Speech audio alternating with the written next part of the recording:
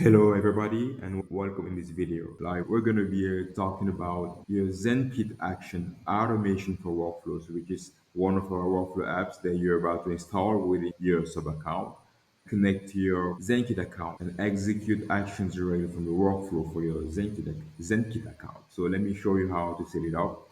Over here inside our sub account, we come down here at the app market. We search for the app Zenkit. We go at install, allow, and install. There are two information required in order to get the installation going, which are the client ID and the client secret.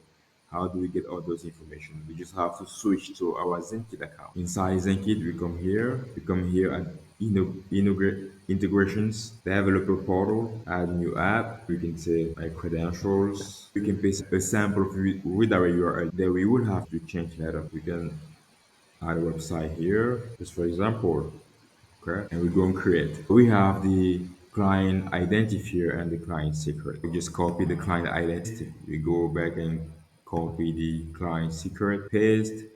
We go and continue. We'll select the plan. We confirm, complete installation.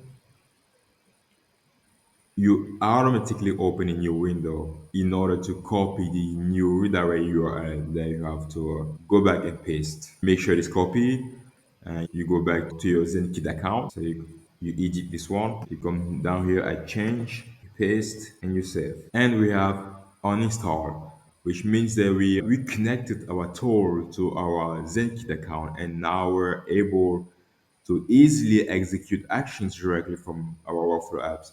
So if you ever have any question, guys, feel free to reach out. We have a very dedicated team who's also available 24/7 to answer to all your questions.